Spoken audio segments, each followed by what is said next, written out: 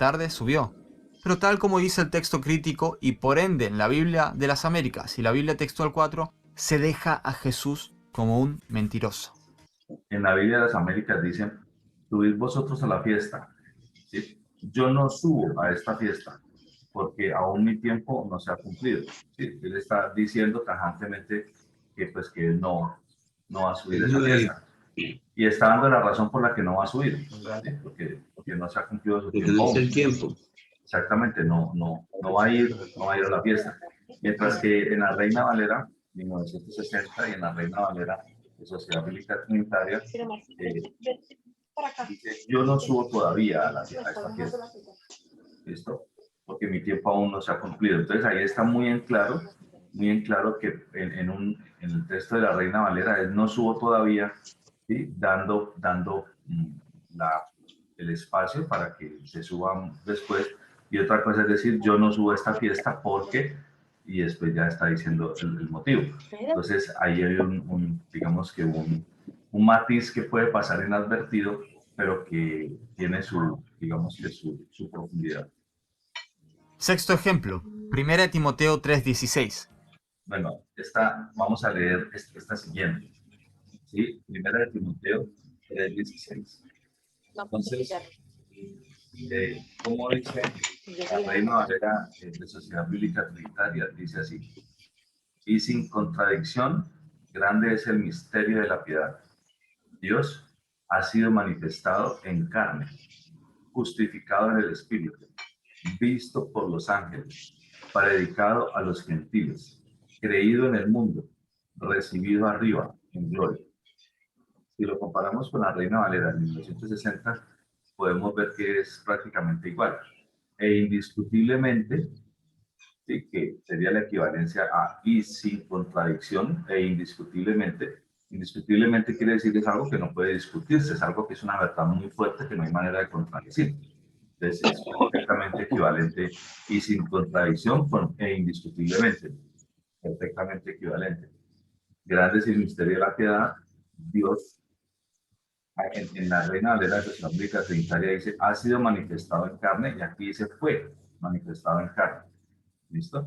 Entonces digamos que pues, es equivalente. Sí, de hecho es más correcto ha sido, porque aunque son equivalentes, ha sido, digamos que deja pie como que en la actualidad sigue vigente.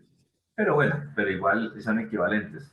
Fue manifestado en carne, justificado en el Espíritu, visto de los ángeles y visto por los ángeles, son perfectamente equivalentes, predicado a los gentiles, creído en el mundo, recibido arriba en gloria. Entonces podemos ver que las dos traducciones, la de la Reina Valera de Sociedad Bíblica Trinitaria y la Reina Valera de 1960, son prácticamente idénticas. O sea, las pequeñas palabras que cambian son completamente sinónimas entre una y otra. En la Biblia de las Américas dice, e indiscutiblemente grande es el misterio de la piedad.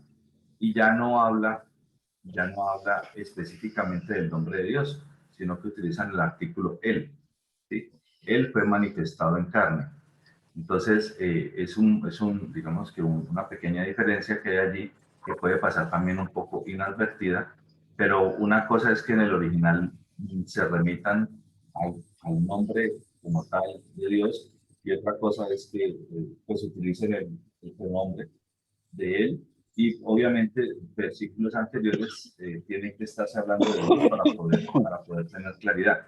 Sin embargo, cuando sucede esto, si la lectura no se hace muy juiciosa, puede no ser muy claro él. O sea, hay que hacer la lectura juiciosa. Entonces sería como remitirse exactamente como dice el original. Entonces dice, él fue manifestado en la carne, vindicado en el espíritu,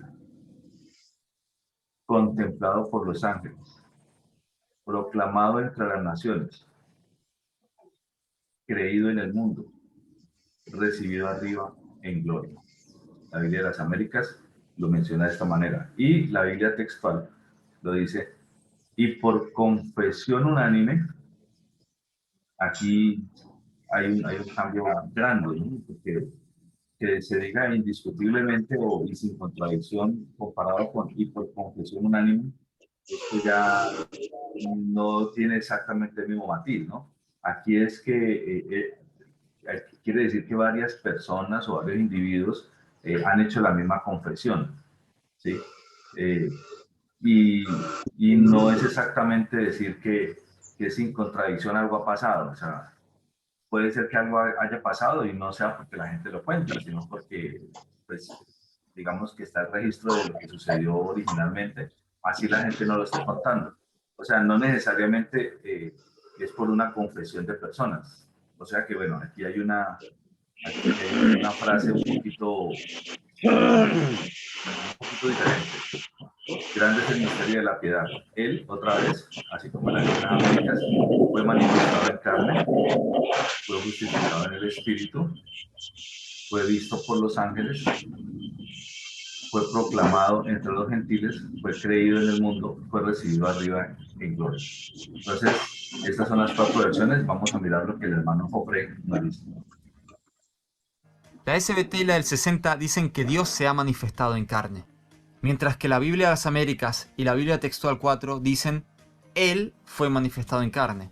La diferencia es demasiado evidente.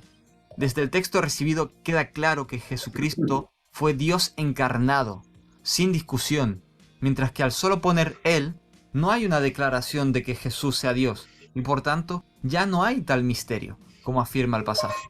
Y los testigos de Jehová, por ejemplo, cuya traducción es anterior a la Biblia de las Américas y a la Biblia textual, ellos también se basaron en el texto crítico. ¿Y cómo no? Pues al decir Dios fue manifestado en carne, se viene abajo toda su doctrina. Pero además, resulta que ni la Biblia de las Américas ni la Biblia textual han traducido literalmente del texto crítico, porque la variante del texto crítico no dice Dios, tampoco dice Él, sino que pone el pronombre el cual o quién. Citando a Juan Calvino acerca de este versículo, dice: Pablo no pudo haber hablado más apropiadamente sobre la persona de Cristo que con estas palabras: Dios fue manifestado en carne. Primero, tenemos aquí un testimonio claro de ambas naturalezas, porque declara al mismo tiempo que Cristo es verdadero Dios y verdadero hombre. Este pedazo es bárbaro, hermanos. Este pedazo es, pero esencial. Nuestro Señor Jesucristo, la palabra, la palabra hace referencia a que es Dios mismo. Nuestro Señor Jesucristo, Dios mismo es. ¿Sí? Y este texto es uno de los textos que muestra esta, digamos que esta claridad, ¿sí? Dándole al Señor Jesucristo el reconocimiento mismo de Dios. Si no se utiliza la palabra Dios, ¿sí? Ya estamos hablando del Señor Jesucristo y se le llama Dios, ¿sí? Queda muy claro esta situación. Si no se le llama Dios, sino que se le llama de otra manera, como él, o el cual, o quién, digamos que se está utilizando unos pronombres, pero que no dejan claridad, o sea, dejan claridad que están hablando de Jesús, pero no dejan claridad sobre un contexto importante, sobre una definición importante, y es que nuestro Señor Jesús es Dios mismo. Esa es una gran diferencia. Entonces, observen que este es uno de los textos que ataca de manera directa la deidad de nuestro Señor Jesucristo, ¿sí? Porque diferente es que la palabra, hablando del Señor Jesús, diga Dios, ¿sí? Que Él es Dios, y otra es referirse a Él, a el cual, quien, que no está mal, porque eso deja claro que se está refiriendo al Señor Jesús, pero no queda la claridad de que el Señor Jesús es Dios mismo. Entonces, miren lo interesante que expone aquí Juan Calvino, ¿sí? Juan Calvino habla acerca justamente de esa frase que dice Dios fue manifestado en carne, ¿sí? Y está diciendo algo muy interesante, al que es la esencia de esto, porque declara al mismo tiempo que Cristo es verdadero Dios. ¿Sí? El Señor Jesucristo, nuestro Señor Jesús, es Dios mismo, es el verdadero Dios. Segundo, Pablo señala la distinción entre las dos naturalezas cuando por una parte lo llama Dios y por la otra expresa su manifestación en la carne. Tercero, Allí queda claro que Dios mismo se manifestó en carne y fue el Señor Jesús, y el Señor Jesús es Dios mismo. Entonces, queda muy en claro este misterio de la piedad. Él asevera la unidad de la persona cuando declara que es uno y el mismo Dios y que ha sido manifestado en la carne. Así, por este sencillo pasaje, la fe verdadera y ortodoxa es defendida poderosamente contra Arrio, Marción, Nestorio y Eutiques.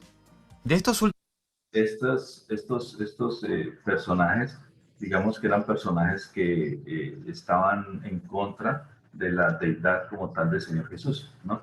Y por eso este comentario, digamos que hace claridad sobre eso, un comentario hecho directamente por uno de los padres de la Reforma, Juan Calvino. herejes, Arrio negaba que Jesús fuera plenamente Dios en la carne, sino que él era un Dios, la primera creación del Dios y Padre, tal como los testigos de Jehová hoy en día. Evidentemente, esa creencia que él tenía era imposible de sostener si en 1 Timoteo 3:16 dice que Dios fue manifestado en carne. Y también decir que Dios se manifestó en carne era un estorbo para la creencia gnóstica. Curiosamente, tanto Arrio como la mayoría de los gnósticos provenían de Alejandría, lugar donde se han hallado los... Oiga este pedacito tan interesante, hermanos. Nosotros hemos estado viendo que hay dos grandes familias de los manuscritos. Una gran familia, que es la familia Bizantina Uy, hermana, está usted y pero la enchufada, qué bien. ¿Y la otra familia? Alejandría, la de Correcto, Alejandría. correcto. Hay esas dos grandes familias en los manuscritos. Y resulta que este hombre, uno de los que está en contra de la deidad del Señor Jesús, Arrio, junto con nosotros que está mencionando el hermano Jofre, eh, es uno de los personajes justamente de Alejandría. ¿Sí? De Alejandría. Entonces, pues, se comienza a notar que estos manuscritos de esta zona de Alejandría tienen están permeados, ¿sí? Por ideologías de varios hombres que, digamos que han de alguna forma influido en que estos procesos de traducción que ellos fueron llevando a cabo tuvieran ciertas pequeñas modificaciones que cambian la esencia del significado, hablando en este caso de la deidad del Señor Jesús. Entonces, miren lo interesante. Entonces, todo eso comienza a mostrarle a uno, digámoslo así, como un poco de claridad acerca de por qué hay diferencias entre los manuscritos que vienen de Alejandría y los manuscritos que vienen eh, de los bizantinos, que es de donde finalmente sale el texto receptos, que es el que es utilizado en todas las Biblias de la Reforma. ¿Listo? Bueno, entonces, qué interesante esta parte, voy a repetir el pedacito. Era un estorbo para la creencia gnóstica. Curiosamente, tanto Arrio como la mayoría de los gnósticos provenían de Alejandría, lugar donde se han hallado los códices donde la palabra Dios no está en este versículo. Pero la gran mayoría de copias dicen Dios ha sido manifestado en carne, que es de hecho el gran misterio de la piedad. Es correcto. Miren, miren, miren que la palabra dice, e indiscutiblemente grande es el misterio de la piedad. Y ahí está diciendo dos puntos. ¿Cuál es el misterio de la piedad? Que Dios mismo fue manifestado en carne. Ese es el gran misterio de la piedad. ¿Sí? Ahí está muy, muy, muy explícito, ¿sí? Que el hecho de que Dios haya sido manifestado en carne y ese sea el Señor Jesús, ese es el misterio de la piedad. Mientras que si no se habla de que Dios fue manifestado en carne, sino que Él fue manifestado en carne o quien fue manifestado en carne, pues no es tan explícito, no es tan concreto, no es tan diciente.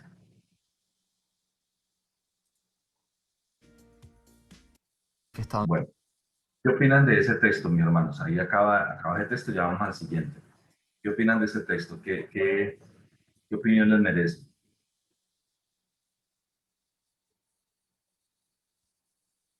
Claro que no hay necesidad que todos hablen al tiempo, porque pues no se logra escuchar bien, porque se estrellan las voces unas con otras. Tranquilos. Sí, hermano.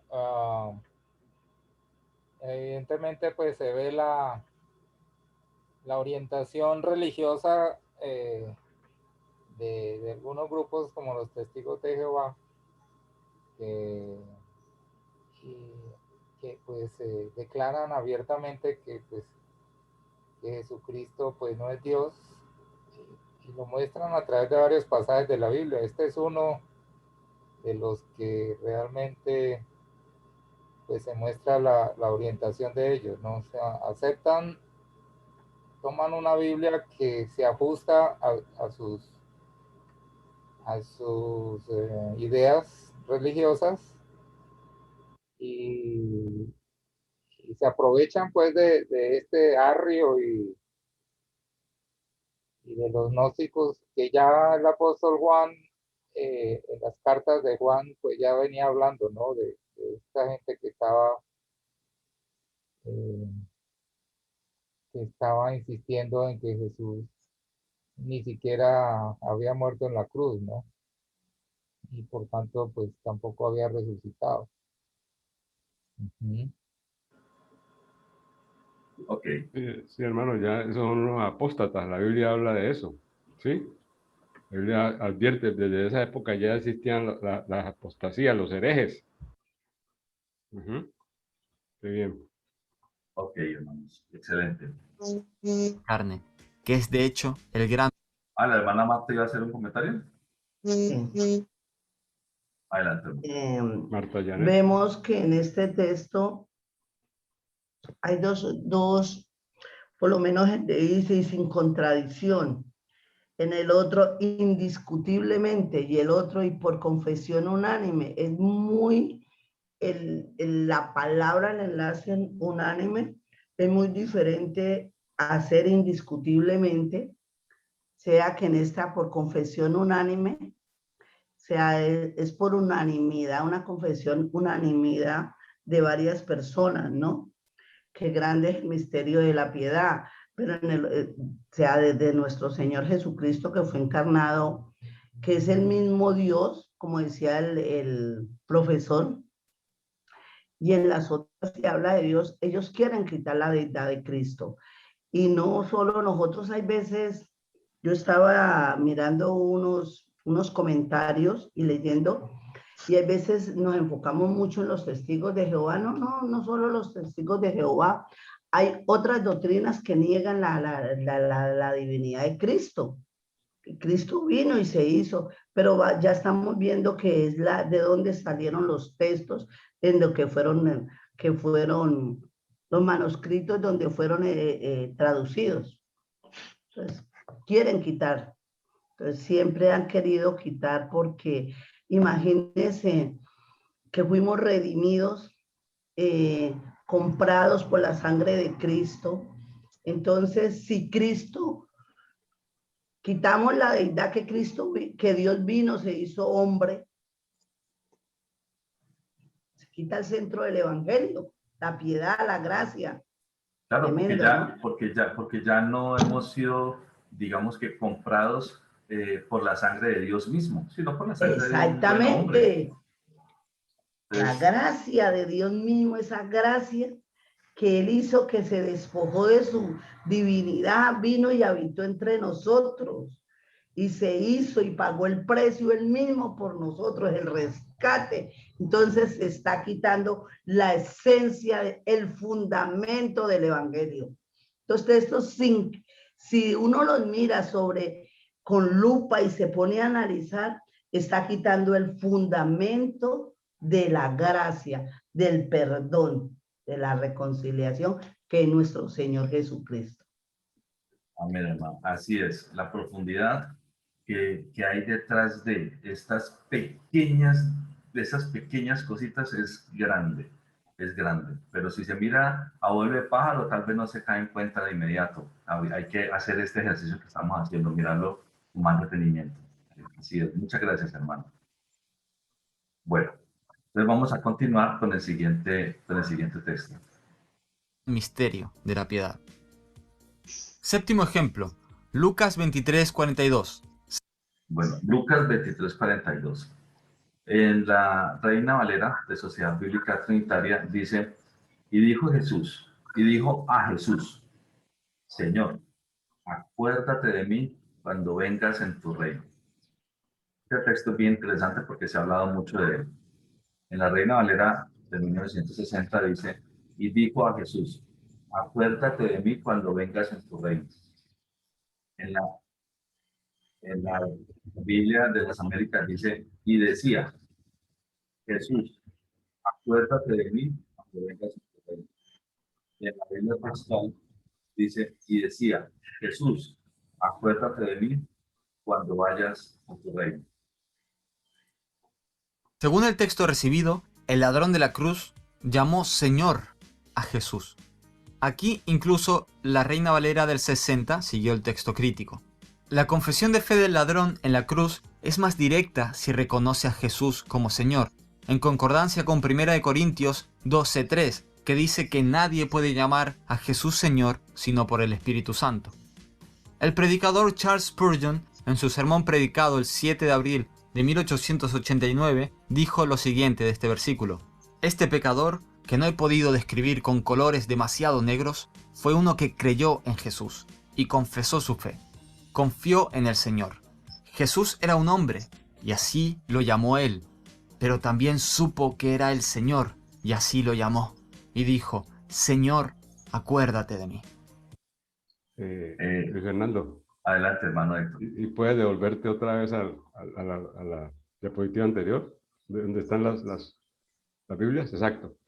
Es importante que la Reina Valera 1960, el ladrón allí no dice exactamente Señor, ni dice Jesús. Si vemos el texto, cualquiera lo puede leer, de la Reina Valera 1960. Entonces, esta parte es fundamental, la confección, como está aplicando el versículo. La Biblia en inglés, y el hermano William está ahí también, nos puede leer. Sí, el hermano William. A propósito, sí, nos habíamos olvidado que el Sí, hermano sí, William confiesa, no habla dice Lord. O sea que esta corrección ya la hizo la Sociedad Bíblica, porque evidentemente en la Reina Valera no existe la palabra Señor ni Jesús. Ok, ¿por ahí está el hermano William Robles? William. Sí. ¿Sí, William, nos escucha? Eso, hermano William, ¿cómo dice en la versión en inglés? Ya la busco. Lucas 23:42. ¿Es la quinta? ¿Es la qué? ¿Es la tercera palabra? No sé cuál es. A ver. Lucas 23, 42. Bueno, entonces... ¿En inglés? Sí,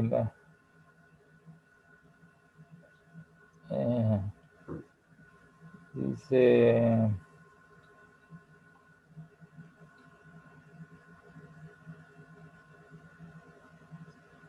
Y él le dijo a Jesús, Señor, sí, dice Lord en la King James. Ok. Acuérdate de mí cuando vayas a tu reino. Sí, Kingdom. Ok. Excelente. O sea que en la Biblia de la Reforma, que es la King James, sí dice explícitamente Señor, así como dice también en la Reina Valera de la Sociedad Bíblica Trinitaria. Correcto. Señor. ¿Sí? Entonces, bueno, qué interesante. Muy bien ese apunte, hermano. Excelente. 1 Corintios 12:3, que dice que nadie puede llamar a Jesús Señor sino por el Espíritu Santo. El predicador Charles Spurgeon, en su sermón predicado el 7 de abril de 1889, dijo lo siguiente de este versículo: este pecador, que no he podido describir con colores demasiado negros, fue uno que creyó en Jesús y confesó su fe. Confió en el Señor. Jesús era un hombre, y así lo llamó él, pero también supo que era el Señor, y así lo llamó, y dijo, Señor, acuérdate de mí. El texto recibido, y dijo. ¿Alguien recuerda algo acerca de Charles Spurgeon? Predicadores más Pues, a famosos. mí siempre me ha fascinado él, un pastor británico, muy fuerte en su predicación, pero una Sí. predicación con una sabiduría. Sí. De él hay mucho material, ¿no? En el internet de sus predicaciones, pero es una cosa maravillosa, hermanos. Yo les digo que Charles Spurgeon es muy inspirador y habla con una doctrina tan limpia y tan diáfana. Todo lo que él dice es a la enseñanza de la palabra de Dios. Y estamos hablando de 1889 y su nombre quedó pues registrado como alguien digno de escuchar, ¿no? De poner atención. Y según lo que él dice allí, él estaba usando probablemente la versión de King James, ¿no? Así es, Uh-huh. así es. Charles Spurgeon es denominado el príncipe de los predicadores. Sí, un hombre muy... Es denominado el príncipe de los predicadores. Es un hombre, fue un hombre que dedicó enteramente su vida a compartir el evangelio. Fue un ministro bautista, y que fue destacado porque su revelación, el Señor le mostraba con gran claridad cómo dar a conocer su palabra de Dios a través de sus mensajes, a través de sus prédicas, y pues tiene muchísimas, pero muchísimas prédicas. Afortunadamente él las escribía, hacía los bosquejos antes de hacer sus prédicas, y esto se conserva, y gracias a esto tenemos un rico material en la actualidad acerca de cientos de sus prédicas espectaculares de un hombre ungido por Dios para dar el mensaje de la palabra de manera clara. Charles Spurgeon, el príncipe de los predicadores. Sí, fue un hombre muy profundo y daba muchas ilustraciones. Un predicador verdaderamente muy dedicado, muy dedicado. Se toma como mucho ejemplo por todos los evangélicos. Bastante, así es. Muy especial prácticamente. Uh-huh. Y yo a veces cuando estoy en el estudio de un pasaje, a veces recurro al internet y quiero saber qué enseñó hermano Spurgeon sobre ese versículo, ¿no? Y encuentro cosas muy superiores a las que hoy en día todavía se Claro, dicen. O sea, claro. uno Muy pensaría superiores, qué que bien, en sí. esta época ya mucho de lo que no se pensaba en aquella época ya para nosotros es muy claro, pero definitivamente él la tenía muy clara. Sí, en sí. esa época. Sí. Ok. Bueno, ese fue el hermano Charles Spurgeon, príncipe de los Un predicadores. aportecito, mis hermanos. Bautista. Adelante, hermano. A mí me gusta mucho la frase de él. A veces la replico por ahí en los medios porque son lindísimas. Déjeme presentarle dos frases de él que estoy leyendo aquí. Una de ellas dice, obedecer a medias es desobedecer totalmente. Imagínate. Imagínate. Era además filósofo, pues. Sí. Y esta también que me gusta mucho. Donde quiera que el Señor hará algo nuevo, pone primero a su pueblo a orar.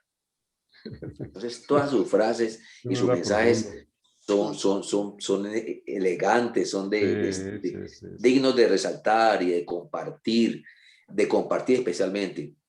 Es muy sencillo y muy profundo este varón.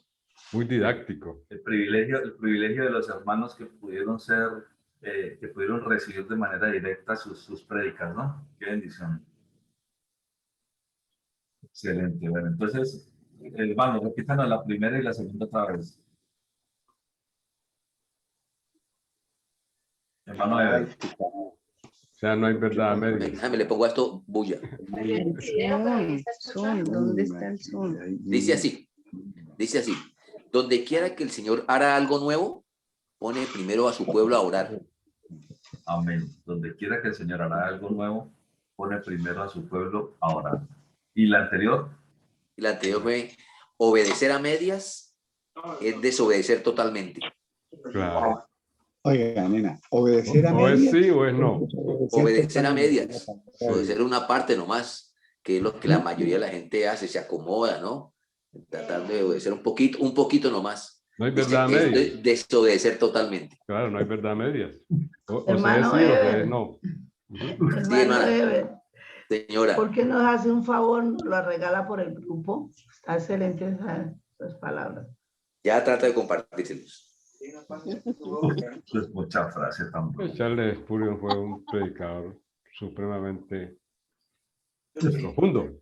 No, claro, mucha frase. Obedecer a medias es desobedecer totalmente. Excelente, hermano. Es la Excelente. mejor frase del día es. La que él tiene sobre la resurrección es una cosa extraordinaria. Hermano William, otra vez, hermano William. Repítanos, por La favor. prédica que tiene el hermano sobre la resurrección de Cristo es una cosa extraordinaria. Ah, que Se puede buscar, ¿no? Se puede buscar en el internet todo esto por PDF. Excelente. Oh, bueno, ese fue el hermano Charles Spurgeon, un hombre de Dios con una claridad conceptual acerca de la palabra, con unas prédicas, unos mensajes que no han pasado a la historia, que siguen vigentes, Señor, acuérdate de mí. El texto recibido refuerza el señorío de Cristo. Otra vez, como siempre, ¿no? Se Acuérdate de mí. refuerza el señorío El texto del Señor, recibido. se refuerza el señorío del Señor Jesús. Entonces, miren que este es uno de los puntos como que coincide mucho, ¿no? O sea, hay un número de versículos interesantes donde los textos críticos tratan de no exaltar la deidad del Señor Jesús, por el contrario, como de disiparla. Refuerza el señorío de Cristo. Octavo y último ejemplo. Mateo 5:22. Bueno, Mateo 5:22, vamos con este. Dice, pero yo os digo, vamos a mirar la Reina Valera de la Sociedad. Adelante. Qué pena interrumpirlo. Lo que es que en el anterior, o sea, yo bajé una aplicación donde se traduce del griego, ¿no? Pues no sé si esa aplicación sea Depende del griego. Depende de qué fuente del griego esté tomada, porque si está tomada de los textos alejandrinos, entonces va a coincidir con lo que las Biblias dicen de que no está. Y si es un texto, vea, por ejemplo, un texto que estamos con toda seguridad que fue tomado del texto griego, pero del texto griego, del texto Receptus, es, por ejemplo, el comentario bíblico, el Nuevo Testamento interlineal de... El interlineal de... La Biblia paralela tengo yo. No sabría, habría que mirar la fuente. Porque yo realmente pues, casi me vuelvo loco la semana pasada traduciendo, pero ahorita el versículo pasado de Lucas, el que pasó ahorita, en la traducción habla de Jesús, lo traduce como Jesús. Entonces yo pienso que no es un griego. Vuélvalo. Fernando, vuelva a mirar al pasaje anterior, a la cita anterior. Eso. No, la cita, exacto. Ahí es en el siguiente, en el de Lucas 23, 43. Sí, de la palabra de Jesús en la cruz y la ladrón, ¿cierto? No, sí, señor. Y así lo llamó. Y dijo, Señor. Capítulo 42, pero sí. Todo depende, justamente lo que está mostrando él, lo que se está mostrando aquí, es que hay dos grandes fuentes en griego que son utilizadas para las traducciones de las Biblias. Una fuente viene de los textos o manuscritos bizantinos, que es de donde salen los textos Receptus, y otra fuente viene de los textos alejandrinos, que es donde sale el texto crítico. Entonces, ambos son en griego, ¿sí? Ambos, uno encuentra los dos en griego, y de hecho el que está hoy en día más generalizado, el que está más difundido, es el texto crítico, o sea, el que no tiene todas estas características. Entonces, básicamente cuando uno dice, yo me estoy yendo al texto original en griego, Sí, ya uno con este conocimiento ya no se deja confundir que por el hecho de que esté en griego no quiere decir que sea el más correcto. ¿Por qué? Porque ok, hay dos grandes versiones, el griego que viene del texto bizantino y el griego que viene del texto alejandrino, y ambos están en griego y ambos son aparentemente originales. Entonces, ahí sí, es sí, justamente estas explicaciones que nos está dando el hermano Jofre hace la evidencia de qué diferencias presentan los dos. Entonces, si nosotros nos vamos al texto griego de donde tomaron la Biblia de las Américas o donde tomaron la Biblia textual, allí va a decir Jesús. ¿Sí? sí, Pero sí, si sí. nos vamos al texto griego de donde se tomó la Reina Valera de Sociedad Bíblica Trinitaria, va a decir Señor. Entonces, básicamente lo que hay que hacer es mirar ese texto griego que uno está leyendo, ¿de dónde viene? Esa es como la pregunta importante. Listo, ok, bueno, gracias. Fernando, este versículo que estábamos hablando, el 23:42, es muy clave doctrinalmente, porque en Romanos va a permitirme leer, Adelante, Romanos adelante, hermano. 10, Romanos 10, dice, vamos a leer desde el 8 hasta el 13. Dice así, espero que los hermanos busquen Romanos 10, ¿sí? Del 8 hasta el 13. Vamos a leer. Profundo aquí, ahora sí nos metimos en algo profundo. Me dicen, hermanos, cuando estén listos.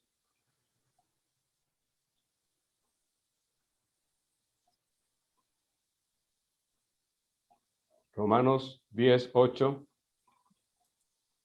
Voy a arrancar a leer. Dice, ¿más qué dice? Cerca de ti está la palabra en tu boca y en tu corazón. Esta es la palabra de fe que predicamos. Que si confesares con tu boca que Jesús es el Señor y creyeres en tu corazón que Dios le levantó de los muertos, serás salvo. Hay que confesar. Sí, hay que confesar que Jesús es el Señor, o sea que eso no puede quedar implícito. Crecer y creer. Listo, exacto, sí. Y creyeres, exactamente. El 10 dice, porque con el corazón se cree para justicia, pero con la boca se confiesa para salvación. O sea, esta es la situación del ladrón en la cruz. Esta es la situación exacta del ladrón en la cruz. Él creyó en su corazón y confesó que Jesús es el Señor. Pues la Escritura dice, todo aquel que en él creyere no será avergonzado. El ladrón no fue avergonzado. El ladrón creyó en Jesús. Dice, porque no hay diferencia entre judíos y griegos, pues el mismo que es Señor de todos es rico para con todos los que le invocan. Porque todo aquel que invocar el nombre del Señor será salvo. Fíjate, todo aquel que invocar el nombre del Señor. O sea, fue lo que hizo el ladrón. Invocó el nombre de Dios. No simplemente dijo, acuérdate de mí. No, él no dijo eso. Dijo, Señor, acuérdate de mí. Ya vimos que el hermano William leyó en inglés y está Lord, o sea, Señor. O sea que este versículo es fundamental. No se puede omitir esa palabra. Es de confesión, de fe. Amén, ¿Listo, amén. hermano? Amén, amén. Queda claro que la esencia de nuestra doctrina es creer que el Señor Jesús es Dios mismo, Claro. es el Señor. Entonces, miren Señor lo hermano, interesante. Adelante, hermano William, te sí, escuchamos. no, a mí lo que, digamos, ya que estamos haciendo este escrutinio de esto, en la Reina Valera 60, mi pregunta es, yo sé que hay varios manuscritos aún dentro de la misma bizantina o el texto recibido. Hay varios copias. Entonces mi pregunta es, en la Reina Valera 60, aunque el hermano Ofre no dice nada ahí al respecto, pero ¿por qué la Reina Valera sacó el nombre del Señor allí de este texto? Ah, sí, muy buena pregunta, hermano William. Yo creo yo, a mi modo de ver, es un problema de traducción. Está mal traducido. Ese es el problema que hay allí. Está mal traducido. Del griego al español. Básicamente hay distintos tipos de situaciones que se presentan. Habría que entrar, digamos, a escudriñar eh, algún documento muy profundo que nos diga cada versículo de cuál manuscrito fue tomado de forma concreta, lo cual es bastante difícil de encontrar porque, como usted mismo lo acaba de decir, hermano William, digamos que ir hacia arriba o hacia atrás, si lo podemos decir, en cuanto a los manuscritos que hacen, o sea, que conforman lo que finalmente es el de Nestle y Alan, o que conforman el que finalmente es el Exacto. texto recibido, ¿sí? Sí, exacto. Es un ejercicio pues que ya está hecho, ¿sí? Pero no es sencillo, habría que hacer un proceso investigativo interesante, no es sencillo saber ¿es ese texto receptus que ya está construido o ese texto crítico, que es el de Nestle y Alan, que ya está construido en griego ambos? Saber exactamente este versículo fue tomado de tal manuscrito y concretamente, este otro fue tomado de este otro manuscrito concretamente, este otro fue tomado de este otro manuscrito. Eso existe, pero es una investigación bastante ardua porque pues la extensión de la palabra es mucha y los manuscritos involucrados pues son muchos. Entonces, por lo menos en el texto bizantino es muy complejo porque son muchísimos, pero obviamente sí existe la información. En el otro son muchos menos, ¿sí? Y en el otro está bastante enfocado en dos que son los más importantes, que es el Vaticano y el Sinaítico. Entonces es un poco más sencillo porque se puede remitir directamente al Vaticano, directamente al Sinaítico y ahí se verifica, es que aquí no está. Entonces digamos que es mucho más fácil encontrar las falencias. Pero sería un ejercicio muy interesante. Yo podría, digamos que escudriñar un poco con el ánimo de poder ver de dónde fue tomado ese texto, o sea, de qué manuscrito específico fue tomado. Sin embargo, pasa algo muy interesante y es que la Reina Valera de Sociedad Bíblica Trinitaria, que es la primera de estas, ha hecho un trabajo que para mi parecer vale oro.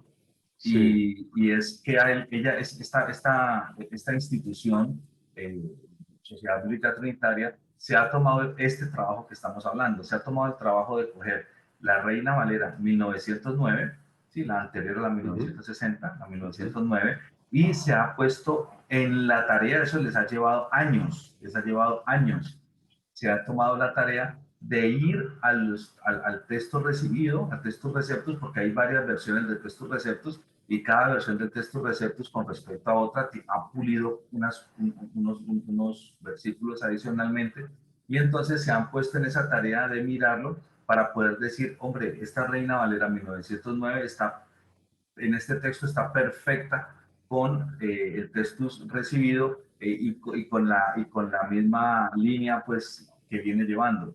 Pero así también han encontrado poquitos, pues porque realmente son muy pocos los casos, ¿sí? Donde hay algo que a la hora de hacer esa traducción, de pronto por decirlo así, no la hicieron tan literal, la hicieron un poquito más dinámica en algunos aspectos y entonces obvian alguna palabra por colocar como algo equivalente y esto pues digamos que se aleja un poquitico en algún momento, en algunos textos, de lo que es digamos la estrategia de traducción formal, que es la que estuvimos viendo pues antes de esto del texto crítico y el texto recibido.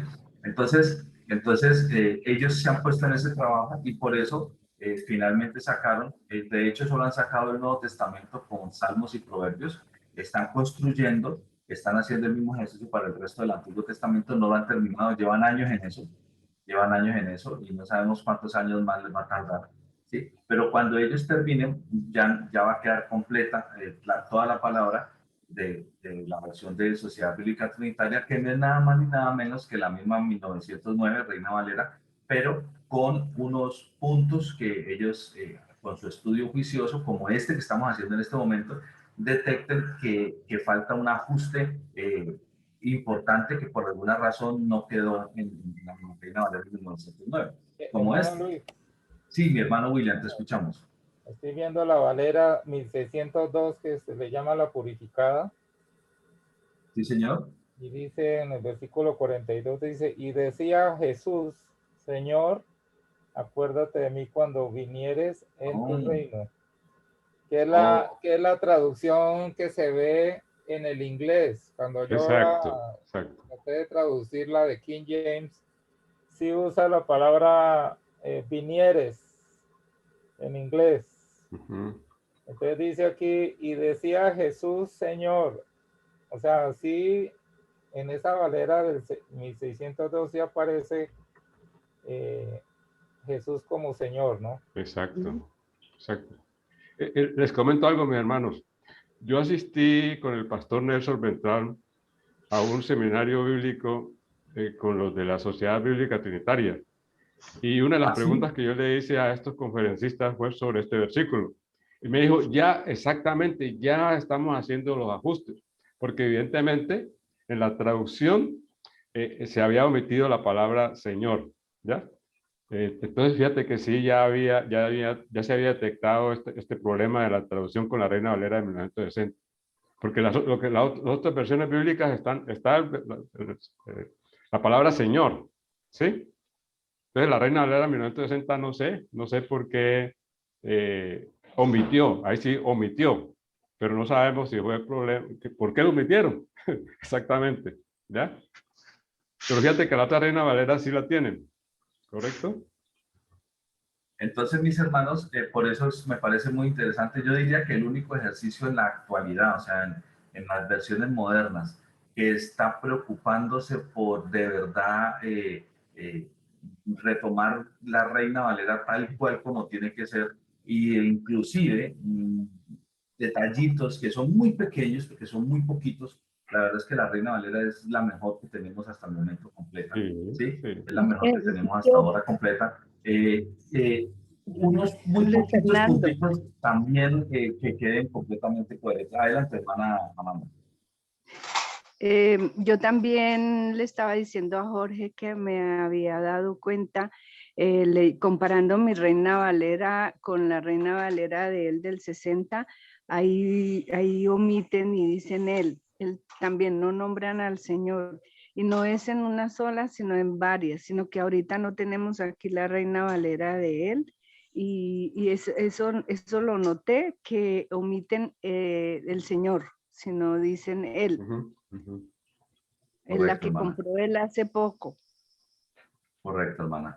Así es. Entonces, por lo menos yo, de manera personal, cuando la Sociedad Bíblica Trinitaria termine de hacer ese trabajo que lleva por años, yo no sé si ya una década llevan trabajando en esto, pues haré el ejercicio de adquirirla, porque o sea, es la Reina Valera de toda la vida, perfecta, como tenemos nuestra 1960, igualita, y adicional, una y otra cosita que es necesario pulir también, pulida, como en este caso, que este es uno de los muy poquitos casos, porque vuelvo y les digo, la Reina Valera es en español es de lo mejor que tenemos, es lo mejor que tenemos. Amén. Entonces estos de la Sociedad Bíblica Trinitaria son muy juiciosos y están haciendo, como dices tú, Luis Fernando, están escudriñando realmente del griego, ¿sí? El original que estamos hablando. El texto receptos. Exacto, textos receptos, están escudriñando, pero son muy cuidadosos en ir a quitar o agregar lo que no existe en el griego. Correcto. Entonces, bueno, mis hermanos, excelente. Entonces vamos a continuar con el otro. Octavo y último ejemplo. Mateo. Bueno, vamos a leer entonces Mateo 5:22. En la Reina Valera de Sociedad Bíblica Trinitaria dice: pero yo os digo que cualquiera que se enoje sin razón contra su hermano será culpable de juicio, y cualquiera que diga a su hermano raca será culpado del concilio, y cualquiera que diga necio será culpable del fuego del infierno. En la Reina Valera 1960 dice: pero yo os digo que cualquiera que se enoje contra su hermano, aquí ya no dice sin razón, sino solo que se enoje contra su hermano, será culpable de juicio. Y cualquiera que diga necio a su hermano será culpable ante el concilio. Y cualquiera que le diga fatuo quedará expuesto al infierno de fuego. En la Biblia de las Américas dice, pero yo os digo que todo aquel que esté enojado contra su hermano será culpable ante la corte. Y cualquiera que le diga raca a su hermano será culpable delante de la Corte Suprema. Y cualquiera que diga idiota será reo del infierno de fuego. Y la Biblia textual dice, pero yo os digo que cualquiera que se enfurezca contra su hermano quedará expuesto al juicio. Y cualquiera que diga a su hermano raca quedará expuesto ante el Sanedrín. Y cualquiera que diga more quedará expuesto al Gehenna de fuego. Entonces, vamos a centrarnos en la parte donde dice cualquiera que se enoje contra su hermano, que esté enojado contra su hermano, que se enfurezca contra su hermano, y la primera, que es la Reina Valera de Sociedad Bíblica Trinitaria, que se enoje sin razón contra su hermano. Miren que hay una variación un poco sutil, pero muy profunda, porque una cosa es enojarse contra su hermano, ¿sí? Disgustarse contra su hermano, y otra cosa es disgustarse contra su hermano sin razón alguna. ¿Sí? El Señor se disgustó y sacó a todos los mercaderes de su templo, ¿sí? Porque estaban utilizando su templo, la casa de Dios, para lo que no era, ¿sí? Que no era para adorar, sino para simplemente labores comerciales. Y él se disgustó y tiró las mesas al piso y sacó las vacas y sacó las palomas y todo fuera. ¿Sí? El Señor Jesús se disgustó. ¿Sí? Entonces, si fuera así, de que cualquiera que se disguste contra alguien, entonces sencillamente se irá al infierno y será culpable pues, de estar en el infierno. Entonces, pues el Señor Jesús estaría en la misma condición, pero no es así. Una cosa adicional a eso también es disgustarse y otra cosa es pecar, ¿no? No porque alguien esté disgustado necesariamente ha pecado, pero sí puede pecar fácilmente por el disgusto, eso sí es verdad. Pero Airados, pero no pequéis. Airados, pero no pequéis. O sea, una cosa es disgustarse y pues es una característica humana que hay que controlar y que hay que dominar, ¿sí? Pero hasta allí no se ha pecado, ¿sí? Pero está a un paso de pecar y por eso pues es mejor no hace poco, controlarse y para no pasar a pecar. Entonces vamos a ver lo que nos dice el hermano Jofre con, con esta parte de enojarse sin razón versus enojarse en general. Fernando, sería bueno si se pudiera tener la traducción de la palabra raca, ¿sí? Sí, señor. Porque para nosotros es una palabra es como rara, llamémoslo así. Entonces sería Correcto. bueno si de pronto buscas allí raca. Sí. Mateo 5:22, raca. Raca mandaca. Ahí sí ya lo entendimos, hermano William.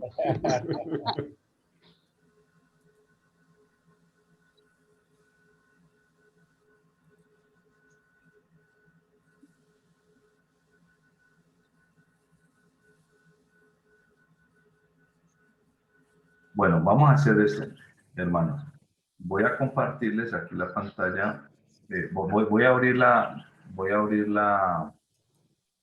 versión que tengo yo, que les he mostrado, donde les he mostrado la comparación de versiones. Regálenme un instante que el software lo tengo cerrado. Voy a abrirlo y buscar allí lo que nos dice el hermano Héctor. Regálenme un instante.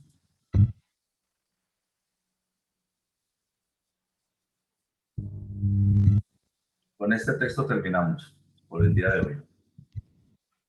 Amén.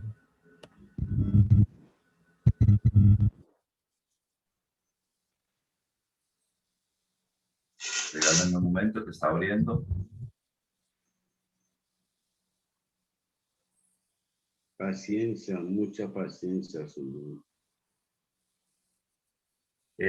Alguien en alguna prédica dijo cuando usted le pide paciencia al Señor, el Señor le brinda la herramienta para que usted pueda adquirir la paciencia. Y la herramienta que usted necesita para adquirir la paciencia es tribulación. Entonces, cuando usted le pida al Señor paciencia, Él le va a brindar tribulación, porque con eso usted va a adquirir paciencia. Entonces, a veces es mejor adquirirla por uno mismo, sin necesidad de pedírsela mucho. Después le toca someterse a la tribulación. Totalmente O sea, todo de lo que se acuerdo. venga. A todo lo que se venga. Eso decía un predicador y me parece muy interesante. Bueno, el texto que estamos hablando era ¿cuál, mis hermanos? Mateo 5:22. Mateo 5:22, hermanos. Mateo 5:22.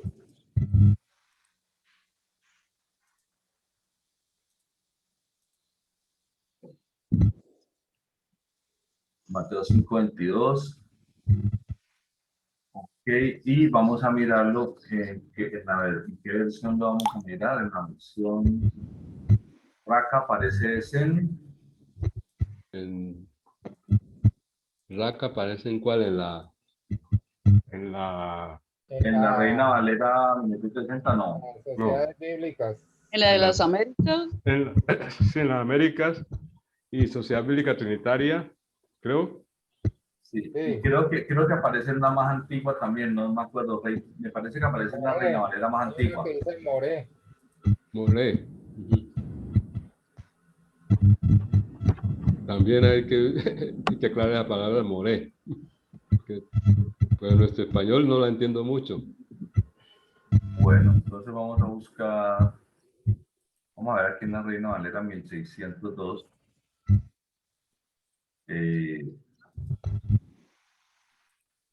Mateo 5:22. Pues yo os digo que cualquiera que se enojare sin causa contra su hermano, mire que aquí sí lo dice con claridad, en esta versión de 1602. Pues os digo, aquí estamos en la Reina Valera de 1602, ¿sí? ¿Sí la están viendo acá, hermanos? Sí. Dice, yo pues os digo que cualquiera que se enojare sin causa contra su hermano, aquí sí, en esta Reina Valera más antigua, sí dice sin causa contra su hermano, estará expuesto al juicio. Y cualquiera que le dijera a su hermano raca, será expuesto al concilio, y cualquiera que dijera que a su hermano dijere necio, estará expuesto al fuego del infierno. Entonces vamos a ver lo de raca. Vamos a mirar aquí en un diccionario.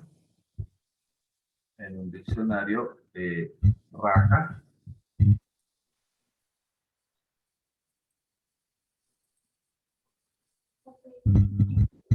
Ese versículo siempre me ha llamado la atención porque es muy fuerte la reprensión y es tan fácil caer en eso en las relaciones personales. Correcto, Siempre me ha parecido fuerte. Sí, sí, porque una cosa es que uno le dé ira y otra cosa es ira y ofender, que fue lo que Jesús dijo: airaos pero no pequéis, ¿cierto? Si uno le da ira pero ofende, ya la embarra, como dice.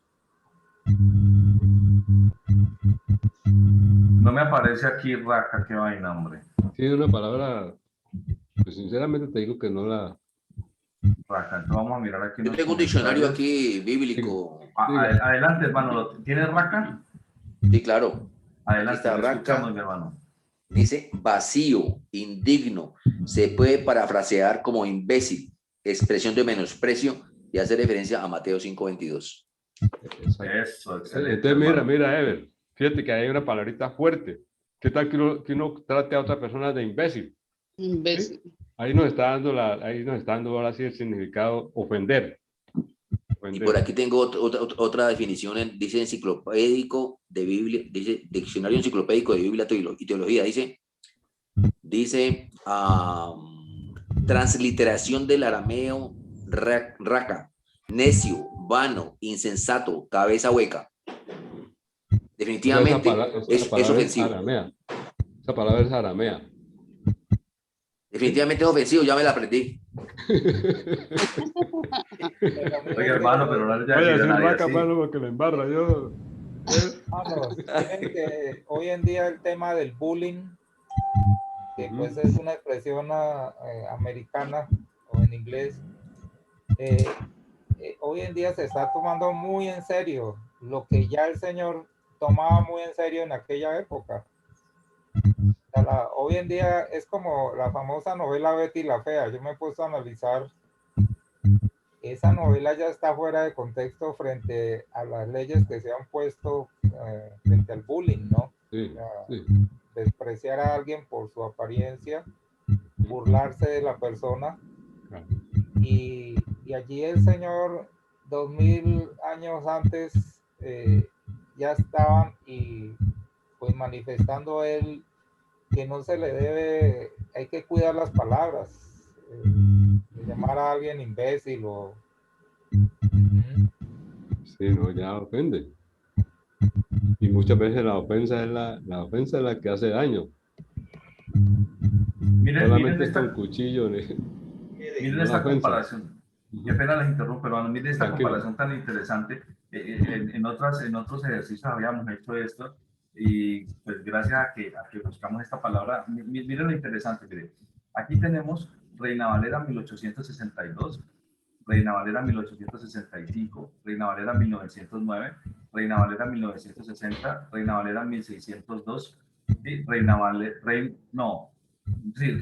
Independiente, es una del 2012, y aquí las últimas dos es Nueva Versión Internacional y la Biblia Textual. Y miren lo que dice en este texto en cuanto a la parte que estamos hablando ahorita. En la Reina Valera 1872 dice: yo pues os digo, cualquiera que se enojare sin razón con su hermano, cualquiera que se enojare sin razón, dice en la Reina Valera 1602. En la Reina Valera 1865 dice: yo pues os digo, cualquiera que se enojare sin razón con su hermano, o sea, otra vez enojarse, pero enojarse por enojarse, o sea, sin una razón. Después en la 1909 dice: mas yo os digo que cualquiera que se enojare locamente contra su hermano, y cualquiera que se enojare locamente, o sea, que se enoje sin motivación alguna, o sea, porque le dio por enojarse ya. ¿Listo? Pero ya en la 1960 ya se modificó eso y dice: pues yo os digo que cualquiera que se enojare contra su hermano. Y mire que en las otras tres versiones más antiguas de la misma Reina Valera deja en claro que se enojare sin motivo, que se enojare sin razón, que se enojare por enojarse, ¿sí? Mientras que ya en la Reina Valera 1960 no lo menciona. En la 1602 está bien, yo pues os digo que cualquiera que se enojare sin causa contra su hermano, en la 1602 está. En la Reina Valera Internacional dice: pero yo les digo que cualquiera que se enojare contra su hermano, está igualito que en la Reina Valera 1960, o sea, ya no está sin enojarse sin razón. Y obviamente en la Internacional y en la Textual tampoco. Pero yo les digo que todo el que se enojare con su hermano, y aquí, pero yo os digo que cualquiera que se enfurece contra su hermano. O sea, de las Reinas Valeras, digamos que la 1960, de toda la secuencia de traducciones, fue la primera que de alguna manera se dejó permear por este puntico de que enojarse sin razón, enojarse sin motivo alguno contra su hermano, mientras que en las otras Reinas Valeras más antiguas está muy explícito, está muy claro que es enojarse, pero enojarse sin razón alguna. ¿Listo? Entonces quiero hacer esa aclaración porque pues es importante lo que va a decir el hermano Jofre. Aquí, nuevamente, solo la Reina Valera SBT sigue el texto recibido. Presta atención a la diferencia. Yo me pregunto, si el mero hecho de enojarse fuera pecado... Oiga esta reflexión, escúchenla con atención, por favor. A la diferencia. Yo me pregunto, si el mero hecho de enojarse fuera pecado, ¿acaso Jesús pecó? Pues él mismo se enojó, y no poco, varias veces con los fariseos. Por ejemplo, en Marcos 3:5, donde Jesús miró a los fariseos, según nos dice el texto, con enojo y entristecido por la dureza de ellos. ¿Y qué decir de cuando volcó las mesas en el templo? Alguno podría argumentar que pone enojarse con hermanos, y que los fariseos no eran hermanos. Sin embargo, él no se enojó solo con los fariseos, sino que en ocasiones también fue duro con sus discípulos. Además, en el tiempo en que Jesús habló estas palabras, todos los judíos se llamaban hermanos entre sí, fueran o no cristianos. La prueba está en Hechos 3, versículos 17 al 19, cuando Pedro predica el evangelio a los judíos, les dice: Mas ahora, hermanos, sé que por ignorancia lo habéis hecho, como también vuestros gobernantes, pero Dios ha cumplido así lo que antes había anunciado por boca de todos sus profetas, que el Cristo había de padecer. Así que arrepentíos y convertíos para que sean borrados vuestros pecados, para que vengan los tiempos de refrigerio de la presencia del Señor. Es evidente que Pedro, al decirles hermanos, no los está identificando con cristianos, porque acto seguido les dice que se arrepientan y se conviertan a Cristo. Qué interesante, ¿no? Qué interesante este punto. En su momento, hermanos no solo se utilizaban para los cristianos también, sino para los judíos en general. Porque si le estuviera diciendo hermanos solo a cristianos, pues ya no tendrían que pedirle que se convirtieran al evangelio, porque ya se habrían convertido. O sea, habría que decirle que se arrepientan de otras cosas, sí, pero no habría que decirle que se conviertan al evangelio, que se conviertan al cristianismo. Y aquí les está diciendo que se conviertan como tal. Entonces, queda claro que hermanos se está refiriendo a otras personas con la fe en Jehová, con la fe en Dios, pero no específicamente cristianos, sino judíos. ¿Sí? Entonces, qué interesante, ¿no? O sea, este es un texto que nos deja ver específicamente que para ese momento también se le podía decir hermanos entre los judíos en general, no necesariamente entre cristianos para ese momento histórico, quiero decir. Que acto seguido les dice que se arrepientan y se conviertan a Cristo. En la Biblia textual 4 pone cualquiera que se enfurezca en vez de enoje, pero la diferencia textual sigue afectando al no decir sin razón. Y conectando esto con nuestro primer ejemplo en Marcos 1, versículos 40 y 41, la Biblia textual compromete aún más a Jesús. Desde el texto crítico se deja a Jesús como pecador y como candidato de juicio. Desde el texto recibido se aclara que el enojo es lícito cuando haya una razón, y Jesús siempre tuvo la razón. Ya dice la Escritura en Efesios 4:26, airaos pero no pequéis, no se ponga el sol sobre vuestro enojo, porque no todo el enojo es pecaminoso. Interesante eso, ¿no? Interesante. O sea, definitivamente enojarse sin razón es lo que no se debe hacer. Enojarse con razón, pues está permitido. La idea es controlarlo y que no pase más de eso, pero definitivamente lo que no debe hacer es que pase a pecado, que pase a otra situación más allá. Y se deja en claro que debe ser así porque el Señor Jesús hubo algunos momentos donde se enojó, ¿sí? Pero nunca pecó, nunca pecó. Entonces, una cosa es decir, cualquiera que se enoje, entonces va a ser, digamos, expuesto al juicio, y otra cosa es decir, cualquiera que se enoje sin razón alguna va a ser expuesto al juicio. Es diferente. O sea, cambia, ese pequeño detalle cambia mucho el fondo del tema. Como has podido ver, comparando solamente 8 pasajes, hay mucha diferencia entre usar una traducción basada en el texto recibido y otra basada en el texto crítico. Bueno, mis hermanos, por hoy vamos a dejar aquí, para que en la siguiente clase arranquemos con este cuadro, que es un cuadro resumen muy interesante, donde vamos a retomar las diferentes casos que se han ido explicando uno con uno, ¿sí? De tal manera que digamos que nos refresquemos un poco con todos, pero digamos que porque es que nos puede demorar un buen ratico, porque digamos que vamos a hacer el recuento de todos ellos de manera, digamos, juiciosa, detallada, ahí comparándolos todos al mismo tiempo. Entonces, creo que hasta hoy, hasta este momento sería. ¿Y cómo lo han ido viendo? ¿Les ha gustado, hermanos? ¿Les ha parecido interesante el material que el hermano Jofré nos está ofreciendo? Demasiado interesante, mi hermano. Demasiado interesante y demasiado valioso para lo que estamos viendo. Para mí ha sido. El hermano Jofré, yo no sé si les había dicho, pero es un hermano bautista también, ¿no? Es un hermano Sí, bautista también. Yo quiero opinar algo. Adelante, hermana. el ser humano hoy en día no se da cuenta el significado de las palabras y las va utilizando así por así, sin tener en cuenta el significado. Hay un restaurante en Dapa que se llama Raca Mandaca. Mire nomás eso, cómo utilizan. Yo creo que el que le puso ese nombre no sabe ni qué quiere decir raca. Muy buen aporte, hermana Amanda, muy buen aporte. Sí, sí. Buen O sea aporte. es más, yo no sé si ustedes, el hermano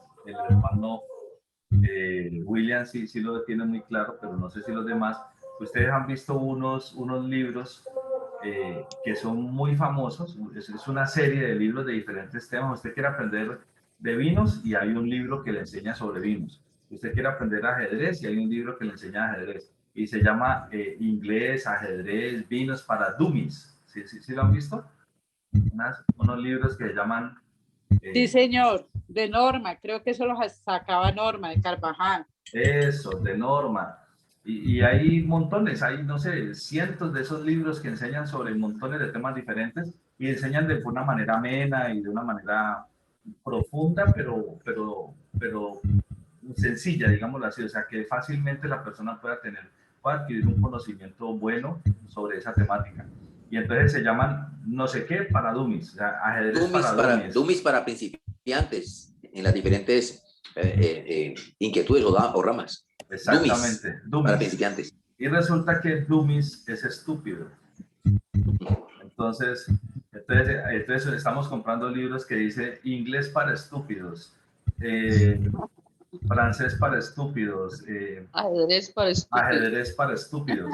Entonces, como uno no entiende. Ahorita que estaba diciéndole las palabras de la hermana Amanda, me acabo de acordar de eso, sí. Ofensa venteada para todo el mundo. No, eso es. Y como es lo moderno de hoy en día, la gente utiliza un poco de palabras tan raras, ¿no? Porque como es el modernismo, como es hoy en día, no, ya todo cambió. Ese es el cuento de hoy en día, de la juventud, de la gente ignorante que no sabe, ignorante no en el sentido de ofensas, ignorante de que no saben, ignoran cuáles son los significados de las palabras, de lo que dicen. Yo me quedo aterrada hoy en día todo lo que utilizan, palabras nuevas que están utilizando la juventud y son palabras ofensivas, como la palabra que se están diciendo los jóvenes en un tiempo que empieza por M y termina por A. Le decían, entonces yo un día llegó una amiga de mi hija y le dijo así a mi hija, le dije no, ella no se llama así, ella se llama María del Pilar. Y aquí en esta casa se dicen por el nombre, aquí no se utilizan esas palabras. Me da mucha pena, pero aquí no las utiliza usted. Sí, porque era así ese día. Le dije, no, usted no permita que le digan así. Usted se llama María del Pilar. A mí recién yo llegado a Estados Unidos, me golpeó mucho culturalmente y escuchar entre las mismas mujeres. Sí. Bueno, los hombres se han caracterizado, especialmente los muchachos en los grupos, ahí en la calle, en decirse cosas. Pero para mí me golpeó mucho escuchar a las jóvenes repetir y repetir en un diálogo esa palabra, ¿no? Sí. Y es duro, y eso nosotros los de esta generación tenemos que ir en contra de eso, como sea. Muy incómodo, entre mujeres, imagínate uno oyendo eso, y eso lo toman como deportivo, muy coloquial, eso, pero mira la connotación que puede tener eso, ¿ya? Tremendo. Entre mujeres eso se oye, pues, no, horrible. Listo, hermano. Si hay palabras que, como dice la hermana Amanda, se van pronunciando por modernismo de la juventud. Por ejemplo, esa palabra parce. Pues no vamos a hablar ahora aquí, pero la palabra parce, según lo entendido, tiene otra connotación muy maluquita. ¿Ya? Y entre todo, que yo parce y que no hay qué, y parce por aquí, parce por allá. Eso no es como tan correcto. En algún momento había visto una especie como de diccionario coloquial, digámoslo así, que salió en la prensa hace años atrás, donde decía que parce significaba compañero de robo y de cama. Ah, bueno, ahí tiene, pues. Ya empezó, el hermano Fernando se profundizó. El hermano Gildardo quiere hablar, pero no se le escucha. Gildardo, póngale volumen. No se oye, Gildardo.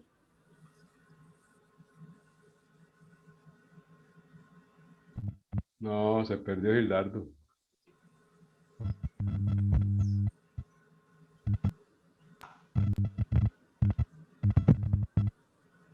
¿Qué problema, Gildardo? Estoy aquí, no me escucho. Muy lejos. Vamos. Uy, lejos, claro que lejos.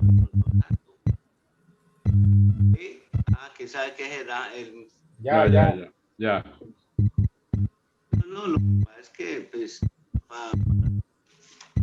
estaba diciendo acá que ya ahora ya es parcerito, pase, no, y esa palabra M y que termine en A, eso hasta yo a veces me ha tocado uno mío, por ejemplo, yo le dije, señorita, usted habla muy lindo, yo. No se te escucha. No se oye. No se escucha bien. Madre, ¿no me escucha? Ahora Ahí. sí. Sí, ahora sí. Acérquese más al celular o a la... Vuelve y repita porque no lo escuchamos. Es que en una ocasión iba yo en el mío y estaban un par de muchachas, pues, hablando de esa forma. Y yo dije, pues aquí me atrevía a que de pronto me pegaran o me insultaran. Y no, niña, ustedes, ese lenguaje que tienen les luce mucho. Qué belleza, oiga. Y entonces eso me miraban de arriba abajo como de madre. Entonces, no, niña, en todo caso, qué vaina, qué pesar con ustedes. Bueno, en todo caso, es que me olía tanto que hablaron así que no me aguanté. Pero bueno, entonces, porque es fastidioso. Sí, muy fastidioso. No sé qué pasa en las familias. Eso también es parte de familia. No, no más. Sí, exacto. Ya nos da miedo, muchas veces ya no nos da miedo reprender a los hijos por el vocabulario. Entonces también es parte de que ya que nos da miedo tener autoridad. Y eso hace que también... Sí, hermano Hilario, lo más grave es padres que tratan a sus hijos con ese vocabulario vulgar. Imagínate, perdona que sea un poquito duro lo que voy a decir, padres mentándole la madre a los hijos. ¿Qué tal? ¿Qué se espera? Bueno, eso es lo que estamos viendo en la cultura. Bueno. Raca. También muchas veces... La palabra raca. Sí. Y también mire que hay veces nos ponemos camisetas con mensajes en inglés y no sabemos lo que dice. Alguna vez me iba a comprar una camiseta y pues mi hijo sabe un poquito del inglés y me dijo, si supiera lo que dice te lo voy a traducir. Y era un mensaje no bueno. Entonces dije, ay, de verdad, que mira que uno pues, va y compra la falta de saber lo que quiere decir. Uno puede ponerse una camiseta con un mensaje alusivo que no es. Ahora en internet, que uno puede compartir cosas y no sabe el mensaje de dónde viene. Mucho cuidado, de verdad. Toca pedirle a Dios mucha sabiduría, más nosotros que no tenemos como tanto conocimiento en la tecnología y todo.